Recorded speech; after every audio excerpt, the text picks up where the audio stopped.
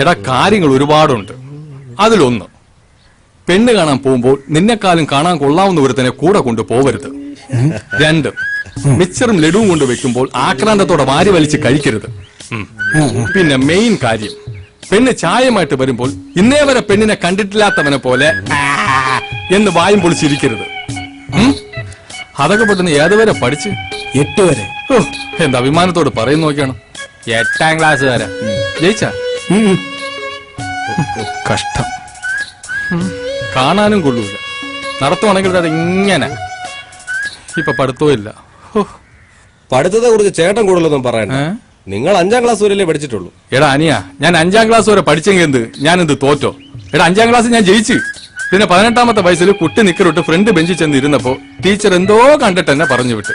അല്ലാതെ ഞാൻ തോറ്റെന്നല്ല. ടീച്ചർ എന്ത് കണ്ടതാന്തോ ഇപ്പോഴും പിടിയിട്ടില്ല. ഇതെങ്കിലും ആ പന്ന ലൂയിസ് മുടക്കാതിരുന്നാ മതിയായിരുന്നു. നീ വിഷമിക്കണ്ട, എല്ലാം ശരിയാവും. Don't worry. അല്ല, നാളെ നമ്മൾ എപ്പോഴാ പോകുന്നത്? നീയും പറഞ്ഞ? ഓ, എന്റെ പൊന്നനിയാ വരുമ്പോ മുഖത്ത് കുറച്ച് കരിവാരി തേച്ചിട്ട് പറഞ്ഞേ. അല്ലെങ്കിൽ വീട്ടിൽ നിന്ന് ഒരു ഹെൽമെറ്റെങ്കിലും തലയിൽ വെച്ചിട്ട് വാ. ഞാൻ ഏത് ജന്മത്തിൽ ചെയ്ത പാവോടാ ഈ ജന്മം നിന്റെ അമ്മാവനായിട്ട് ജനിച്ചത്. മനുഷ്യനെ കൊല്ലാൻ വേണ്ടി ഓരോരുത്തർ ജനിക്കും. അറിയോ, ഒരു തുള്ളി ചാറേ ഞാൻ കുടിച്ചിട്ടില്ല. മനുഷ്യന്റെ വെള്ളം കൂടി മുട്ടിക്കാൻ വേണ്ടി. അങ്ങോട്ട് പോ. അല്ല വേണ്ട, ആ വയലിൽ പോയി കൊക്കിനെ കല്ലെറിയാം. അതാ പറ്റിയത്. വരാൻ ബുദ്ധിമുട്ടൊന്നും ഉണ്ടായില്ലല്ലോ? അയ്യോ, എന്ത് ബുദ്ധിമുട്ട്.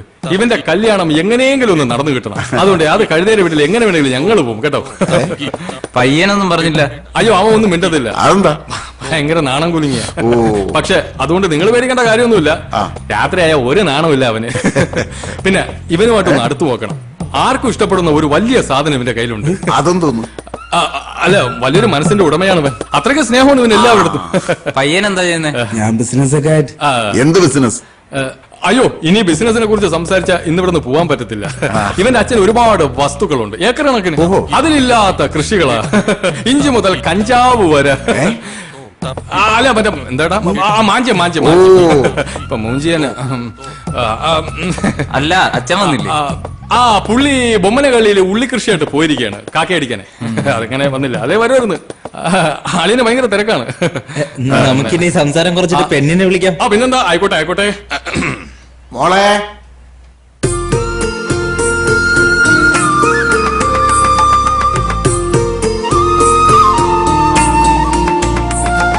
മാമാ, പെണ്ണു കൊല്ലാം മാമാ. വായടച്ചു പിടിച്ച് മിണ്ടാതിരടാ. ഇതാണ് എന്റെ മോള്. ഇഷ്ടായോ? മോളെ ഇഷ്ടായി. അമ്മയും കിടക്കാണല്ലേ.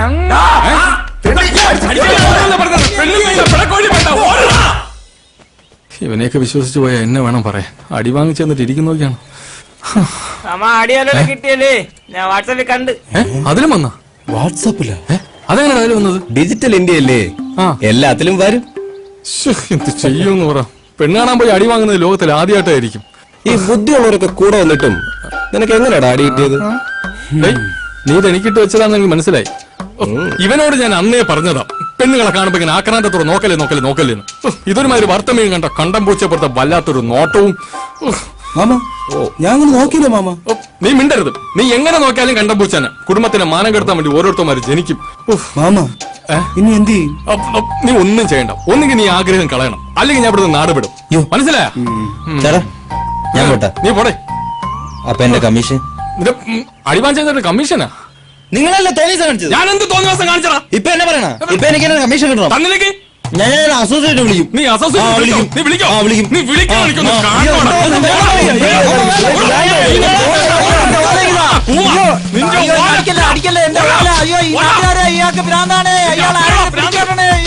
ഭ്രാന്തില്ലാതെ നടക്കുമ്പോ ഭ്രാന്താക്കണ മനുഷ്യൻ. എല്ലാത്തിനും ഇന്ന് ഞാൻ നോക്കി. മനുഷ്യന് ഒരു തുള്ളി ചായ അടിക്കാൻ പറ്റാത്ത അവസ്ഥ.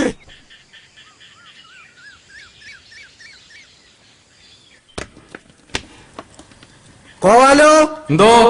എന്താ അവിടെ? തേങ്ങ ചോദിച്ച എന്നെ വേണം തല്ല. അളിയോ, ഒരു ബുദ്ധി കിട്ടി. തലേന്ന് പോണേന് മുമ്പ് ഇങ്ങോട്ട് അടുത്തത് എണ്ണ തിളച്ചു കിടക്കുക. ആരടുത്ത് പറയാ? പറ എന്താന്ന്. എന്റെ അളിയ, നമുക്ക് അവനെ കൊണ്ടൊന്ന് പ്രേമിപ്പിച്ചാലോ? ചാവുന്നതിന് മുമ്പ് ഇത്തിരി കള്ളു കുടിച്ച് ജീവിക്കാനുള്ള ആഗ്രഹം കൊണ്ട് പറഞ്ഞു പോയതാ. എടാ അതിന് വന്നല്ലോ. അതിനു മുമ്പ് ഇവന്റെ കല്യാണം നടക്കണ്ടേ നമ്മൾ ചാവണേന് മുമ്പ്. അല്ലാതെ ഈ കോലം വെച്ച് പ്രേമിച്ച് കെട്ടാനാണെങ്കിൽ ഇത് എപ്പോ നടക്കാനാ? എന്റെ അളിയ പ്രേമത്തിന് കണ്ണുമൂക്കൊന്നുമില്ല. സത്യം പറഞ്ഞാൽ ചില സമയത്ത് ബോധം പോലും ഇല്ല. ഓ അതൊക്കെ നമുക്ക് എങ്ങനെ അറിയാം? ബോധമില്ലാത്തോണ്ടല്ലോ എന്റെ പെങ്ങൾ അളിയനെ പ്രേമിച്ച് കിട്ടിയത്. എടാ ഇത് അതുപോലെ അല്ല. ഇപ്പൊ പ്രേമിക്കുക എന്ന് പറഞ്ഞ വലിയ ചെലവുള്ള കാര്യമാ. അതൊക്കെ പണ്ട്. ഇപ്പോഴത്തെ പൈമാര് പ്രേമിച്ചാണ് കോടികൾ ഉണ്ടാക്കുന്നത്. അതിനൊക്കെ ചെറിയ ടെക്നിക്ക് ഉണ്ടല്ലയാ. അടുത്ത അടിക്കുള്ള വകുപ്പായിരിക്കും. ഇവനും മനസ്സിലായില്ലല്ലോ. ഇത് അങ്ങനെയൊന്നും അല്ല. ഉദാഹരണത്തിന് നീ ആദ്യമായിട്ടൊരു പെണ്ണെ കാണേ, അവളെ നീ മൈൻഡേ ചെയ്യരുത്. പിന്നെ നീ അടുത്ത് ഒളിഞ്ഞു നിന്ന് അവളെ നോക്കണം, അടിമുടി. എന്നിട്ട് അവൾ അടുത്ത് ചെന്നിട്ട് പറയണം ബ്ലൗസ് മാറി കിടക്കുന്നു, ബ്രാ കാണാം. അപ്പോഴവള് ചുമക്കുറ്റി കയറുന്നുണ്ടായിരിക്കും. അത് സ്ത്രീകളുടെ മനഃശാസ്ത്രം നിങ്ങൾക്ക് അറിഞ്ഞൂടാത്തോണ്ടാണ്. എന്റെ അളിയെ നമ്മൾ അങ്ങനെ പറഞ്ഞാലേ അവരോട് ആത്മാർത്ഥതയുള്ളതായിട്ട് അവർക്ക് തോന്നുള്ളൂ. നമ്മൾ അതിൽ കയറി അങ്ങ് പിടിക്കണം. പ്രേമിച്ചില്ല, അതിനു മുമ്പേ അതിൽ കയറി പിടിക്കാനുള്ള പൂതി പോടെ.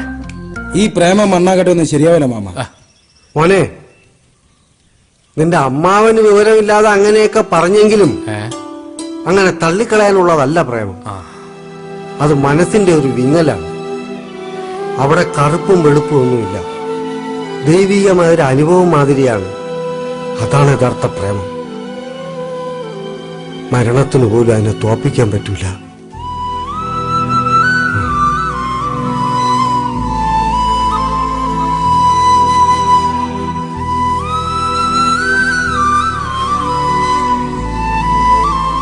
പെങ്ങളെ ഓർത്ത് കാണും, പാവം.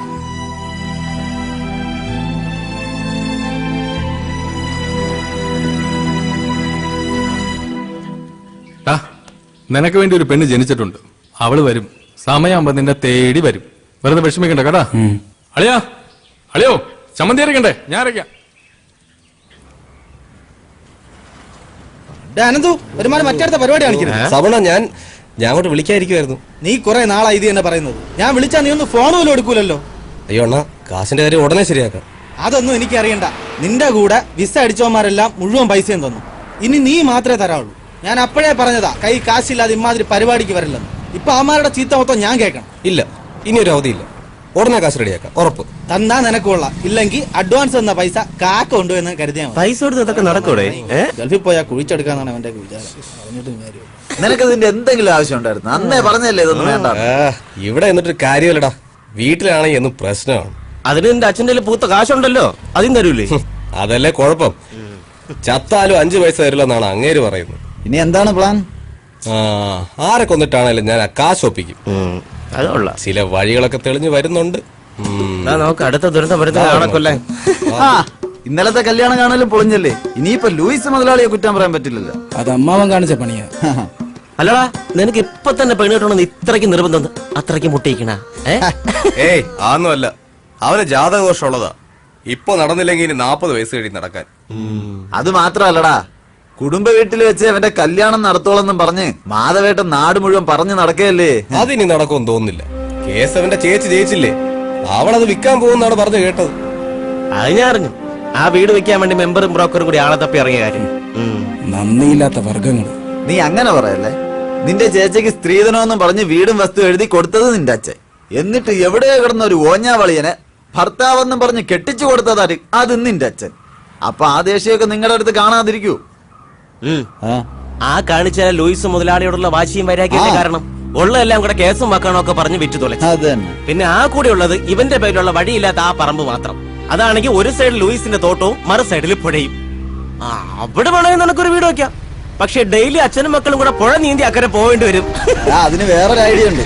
ഹെലികോപ്റ്റർ വാങ്ങിച്ച് അക്കരെ ഇട്ടാലേ അങ്ങോട്ടും ഇങ്ങോട്ടും പോയി വരാൻ സൗകര്യമായിരിക്കും. പഞ്ചായത്തിൽ നിന്ന് ലോൺ കൊടുക്കുന്നത് ഹെലികോപ്റ്ററിന് വേണ്ടി. നീ ഒന്ന് അപേക്ഷിച്ച് നോക്ക്, ചിലപ്പോ കിട്ടും. നിങ്ങൾ അവനെ ഇങ്ങനെ കളിയാക്കൊന്നും വേണ്ട. പ്രവി, വീടിന്റെ കേസ് എന്തായാലും കൈവിട്ടു പോയി. ഇനി കല്യാണം അതെങ്ങനെയും നടത്തിയേ പറ്റൂ. അതിന് പെണ്ണിനെ കിട്ടണ്ടേ? നിനക്ക് പ്രേമിക്കാൻ പറ്റൂ? നീ നടക്കണ കാര്യം വല്ലം പറ. ഞാൻ സീരിയസ് ആണ്. ഇനി ഇങ്ങനെ വല്ലതൊക്കെ നടക്കൂ. ഇല്ലെങ്കിൽ ഇതിന്റെ അമ്മാവനും ലൂയിസും കൂടെ എല്ലാം കുളമായി കൈ തരും. എനിക്ക് എവിടെ നിന്ന് പെണ്ണ് കിട്ടാൻ?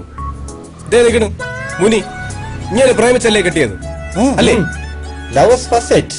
ഏത് പണി സൈറ്റ്? പ്രവി, അനന്ത് പറഞ്ഞാലും കാര്യമുണ്ട്. നീ ഒന്ന് ശ്രമിച്ചു നോക്ക്, ഏതിനെങ്കിലും ഒരുത്തിയെ കിട്ടും. എവിടുന്ന്? പെൺപിള്ളേര് ഒരിക്കലും നമ്മളെ തേടി വരൂല. നമ്മൾ അവരെ തേടി അവരുള്ളിടത്ത് പോണം, മനസ്സിലായ? അതെവിടെ? ബോംബെയിലാണെങ്കിൽ എനിക്കറിയാവുന്നൊരു സ്ഥലമുണ്ട്. ഓയ് ഇവന് കെട്ടാനാണ് അല്ലാതെ മറ്റതിനല്ല. ഡേ ഈ സന്യാസിയെ പിടിച്ച് വെള്ളത്തിൽ മുക്കടാ. യാ, എവിടെയാണോ കൂടുതൽ പെമ്പിള്ളേരുള്ളത് അവിടെ പോണം. മനസ്സിലായില്ലേ? അതായത് വുമൻസ് കോളേജ്, ആ ഉത്സവ പറമ്പുകള്, പിന്നെ കുളിക്കടവ്, റേഷൻ കട, കുടുംബശ്രീ യൂണിറ്റ്, അങ്ങനെ എവിടെയൊക്കെ. ഈ നരച്ച ഉറവാൻ കൊണ്ട് കൊല്ലേ കൈ ബാക്കി അങ്ങോട്ടും കൂടെ പോകാൻ പറയണം. ഒന്ന് പോവൂ. യാ, നീ നാളെ തന്നെ ഇവനെ കൊണ്ട് ഈ സ്ഥലത്തൊക്കെ ഒന്ന് പോവാം. എന്നിട്ട് ഒരെണ്ണത്തിന് റെഡിയാക്ക്. ചിലപ്പോ ഒത്താല. ചെയ്യാം. ഒരെണ്ണത്തിനെ സെറ്റ് ചെയ്ത് കൊറേ ജീവിച്ച് പോട്ട്. ചെല്ല് ചെല്ല് ചെല്ല്. വാടാ പ്രവി, ഈ പറഞ്ഞല്ല നടക്കോട്ടെ. ഇനി ആ ഒരു വഴി ഞാൻ കാണുന്നുള്ളൂ. ടാ, നിന്റെ നല്ല dress ഒക്കെ ഉണ്ടല്ലോ നമുക്ക് അല്ലേ? നാളെ അവരുടെ കൂടെ അങ്ങ് പോയാലോ? എന്തിന്? ഇനി അവന് സെറ്റ് ആയില്ലെങ്കിലും നമുക്ക് ഓരോന്നിനെ സെറ്റ് ചെയ്തെടുക്കാം. എന്നാ വീട്ടിൽ ഇപ്പൊ പാന്റ് ഷർട്ടും കഴി വീട്ടിൽ വരാം. എന്നാ വാ. വേഗം വാ. ഞാനും വരാം. ദേ, നമ്മുടെ പുറകെ കണ്ടുപോരുത്. ആ അഴി കത്തിച്ച് വീഡിയോ കളിക്കും ഞാൻ ദിവസം. ഞാൻ ഒരു കഞ്ചാവും കാണണം.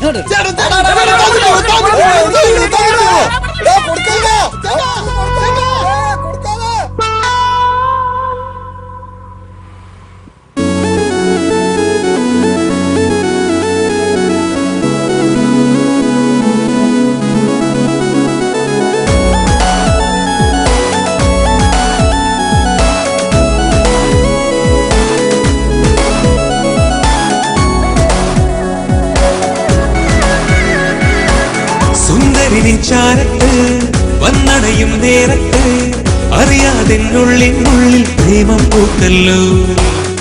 ആകാശം പോലെ വെല്ലേ പൂത്തു വിരിഞ്ഞു നില്ലേ, നിന്മാറിൽ ചേർന്നു മയങ്ങാൻ മോഹം പൂത്തല്ലോ. നീ അരികത്തണയും നേരത്ത് ഞാൻ കവിളിൽ മുത്തും സമയത്ത് മാനത്തണയും ചന്ദ്രനായി നിന്നാമിനുങ്ങിയില്ലേ. നീരിൻ മകളം താമര പോലെ പണ്ടിൻ ചുണ്ടിലെ പൂമ്പൊടി പോലെ മനസ്സിൽ തീരത്തായി നീ എന്നും പൂക്കൾ വിരിച്ചതല്ലേ. ഓഹോ